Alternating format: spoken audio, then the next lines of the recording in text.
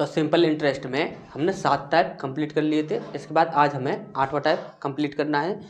तो 8वें टाइप का हमारा सबसे पहला प्रश्न है, यदि किसी धनराशि पर 6 वर्ष का साधारण ब्याज मूलधन के 30% के बराबर है तो यह कितने समय में मूलधन के बराबर हो जाएगा। यानी कि फर्स्ट में उसने बोला है, पहला प्रश्न है हमारा, उसने बोला है समय है आपका 6 वर्ष और उसने बोला है साधारण ब्याज बराबर हो जाएगा मूलधन के 30% के। तो मूलधन का जो 30% होगा वो कितना होगा आपका, इसका पक्षांतर हो जाएगा, यहाँ पर आ जाएगा। इसके बाद 3/10, यानी कि एसआई कितना है हमारा 3 और मूलधन कितना है हमारा 10। तो ये फर्स्ट में बोला गया है। अब सेकंड में बोला गया है तो यह कितने समय में, यानी कि सेकंड में उसने बोला है कितने समय में, यानी कि समय पूछा गया है। इसके बाद बोला गया है कितने समय में यह, यानी कि साधारण ब्याज जो होगा वो मूलधन के बराबर हो जाएगा। तो ये सारा मैटर दिया हुआ है इसमें।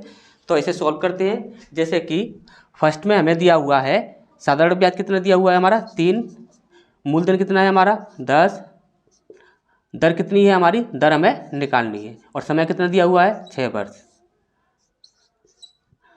0 से 0, 3 दूनी 6, 2 पंजे 10, यानी कि R बराबर कितना निकल गया हमारा 5%।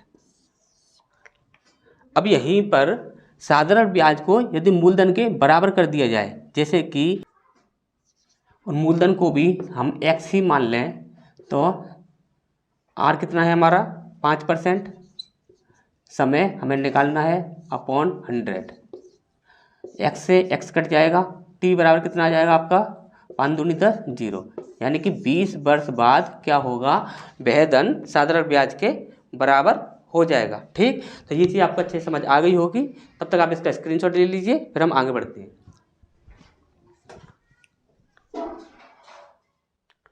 तो सेकंड क्वेश्चन है हमारा, कितने समय में 2500 रुपये का 30% वार्षिक साधारण ब्याज की दर से ब्याज 1500 रुपये का 5 वर्ष में 7% वार्षिक दर से प्राप्त ब्याज के बराबर हो जाएगा। देखिए इसे ध्यान से समझते हैं। दूसरा प्रश्न है हमारा, समय हमसे पूछा गया है, मूलधन दिया हुआ है हमारा 2500 रुपये, दर दी हुई है हमारी 3%। अब यहाँ पर सेकंड में बोला गया है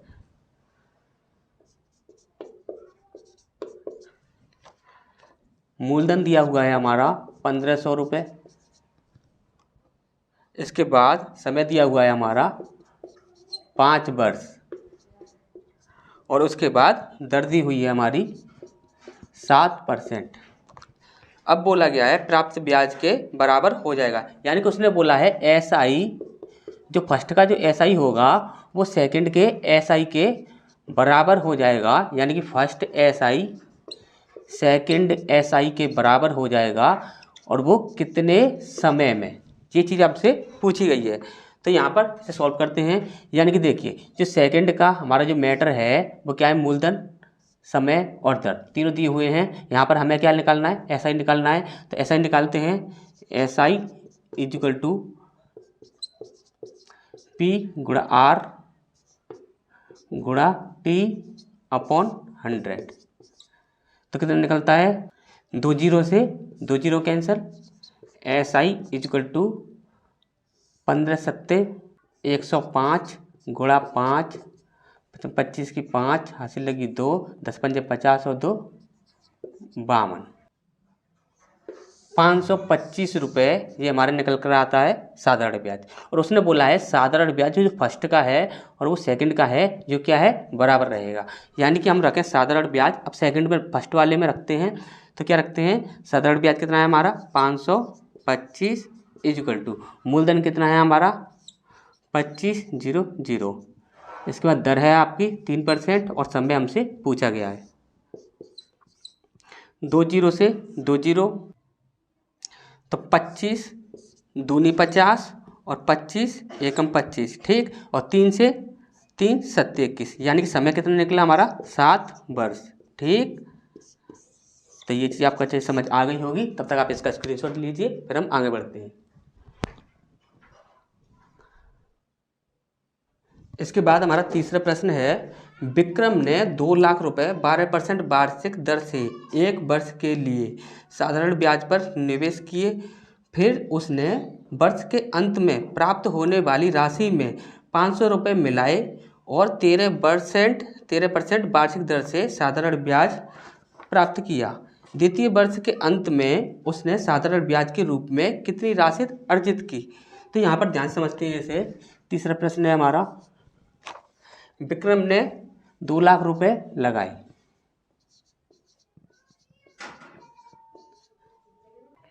इसके बाद उसने दिया हुआ है, दर है आपका 12%। इसके बाद समय है आपका 1 वर्ष। ठीक, अब इसके बाद उसने बोला है वर्ष के अंत में साधारण ब्याज पर निवेश किए।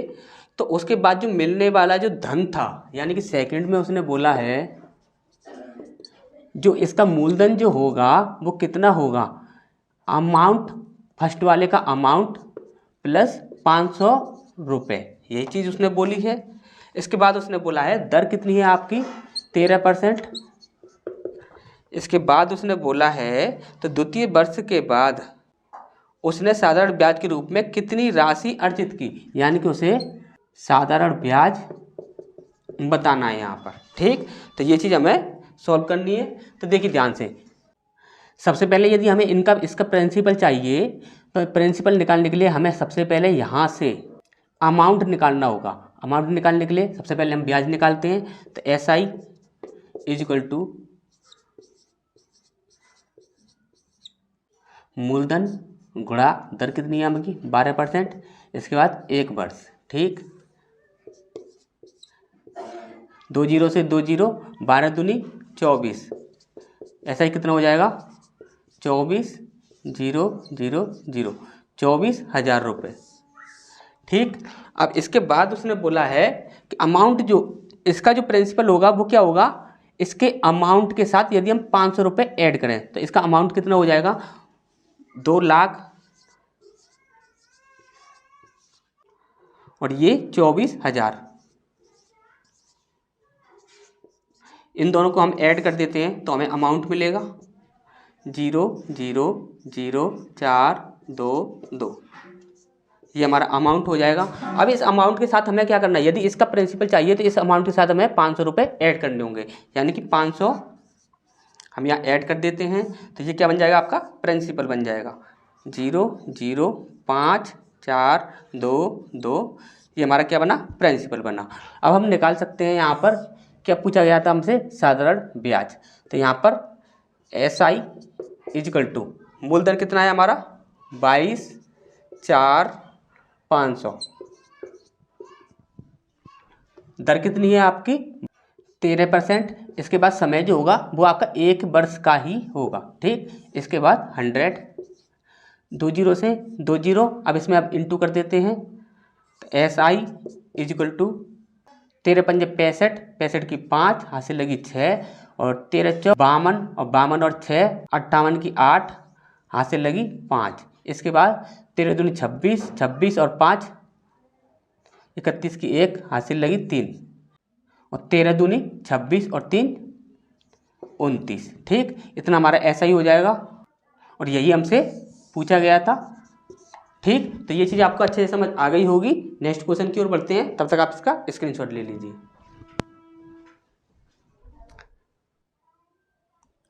तो नेक्स्ट क्वेश्चन है हमारा चौथा। तो इसमें बोला गया है 2 स्रोतों से 1500 रुपये पर 3 वर्षों के पश्चात मिले साधारण ब्याजों में 13.50 रुपये का अंतर है, उसकी ब्याज दरों में अंतर क्या होगा। देखिए, उसने ब्याजों में अंतर बताया है, लेकिन उसने पूछा है ब्याज की दरों में अंतर क्या होगा। तो ध्यान से समझिए, यहाँ पर 2 स्रोत दिए हुए हैं, उन दोनों ही स्रोतों में मूलधन क्या होगा, मूलधन आपका 1500 रुपये होगा।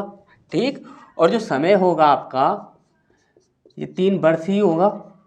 ठीक, दोनों का समय जो होगा 3 वर्ष ही होगा। और यहाँ पर दिया है ब्याजों का अंतर, यानी कि SI first minus SI second is equal to कितना दिया हुआ है आपका 13.50 रुपये। ठीक, इतना उसने दिया हुआ है। इसके बाद पूछा है उसने R1 minus R2 is equal to question mark. ठीक, ये चीज़ हमसे पूछी गई है। तो देखिए इसमें सिर्फ और सिर्फ कैलकुलेशन है और कुछ भी नहीं है। देखिए इसमें करना क्या है, देखिए साधारण ब्याज क्या होगा, SI होता क्या है हमारा, मूलधन गुणा समय गुणा दर बटे 100, यही होता है हमारा SI। ठीक, तो यहाँ पर रख देते हैं इसे हम मान लेते, देखिए फर्स्ट और सेकंड हमारे ये दोनों का ही यही होगा। तो यहाँ पर क्या होगा, देखिए 1500 मूलधन गुणा समय कितना है 3 वर्ष गुणा दर हमारा, इसे हम R1 मान लेते हैं। ठीक, अपॉन 100, ये मान लिया हमने, ये हमारा फर्स्ट है, माइनस सेकंड कितना है हमारा 1500 इंटू 3 वर्ष इंटू R2 मान लेते हैं इसे अपॉन 100। ठीक, और इन दोनों का जो अंतर है वो कितना दिया हुआ है उसने 13.50 रुपये। ठीक, इतना उसने अंतर दिया हुआ है। अब इन दोनों का यदि हम एलसीएम लेते हैं तो हमारा क्या निकल कर आता है यहाँ पर 4500 R1 minus 4500 R2 is equal to 13.50। यहाँ पर यदि हम R1 और R2 को यदि हम बाहर निकालते हैं तो क्या बन जाता है हमारा R1 minus R2 is equal to, इसका जब पक्षांतर हो जाएगा तो क्या हो जाएगा 13.50 इंटू 100 अपॉन 4500।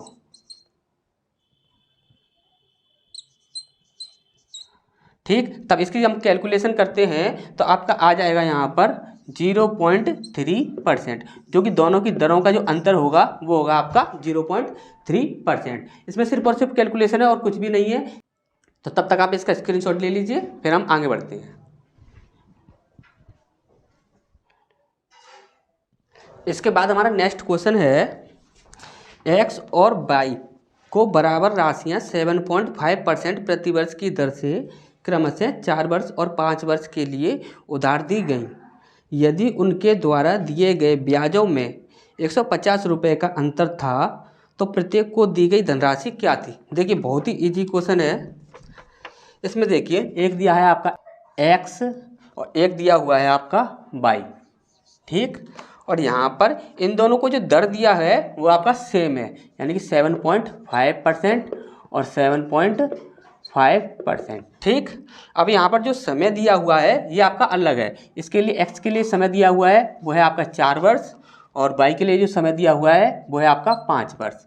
ठीक, अब यहाँ पर जो हमें मिलेगा वो हमें कुल दर मिलेगा। तो कुल दर कितना हो जाएगा, 5 चौक 20, 20 की 0 हासिल लगी 2, 7 चौक 28 और 2 30, कितना हमारा निकला 30%। ठीक, इसके बाद यहाँ पर 5 25 की 5 हासिल लगी 2, 5 7 35 और 2 37, तो यहाँ पर कितना हो जाएगा हमारा 37.5%। ठीक, अब देखिए इसने बोला था ब्याजों में जो अंतर है 150 रुपये का है, तो यानी कि ब्याज दरों में जो अंतर है इसे हम निकालते हैं तो कितना निकलता है हमारा 7.5%। ठीक, तो ब्याजों में जो अंतर है 7.5%, इसकी वैल्यू कितनी है आपकी 150 रुपये।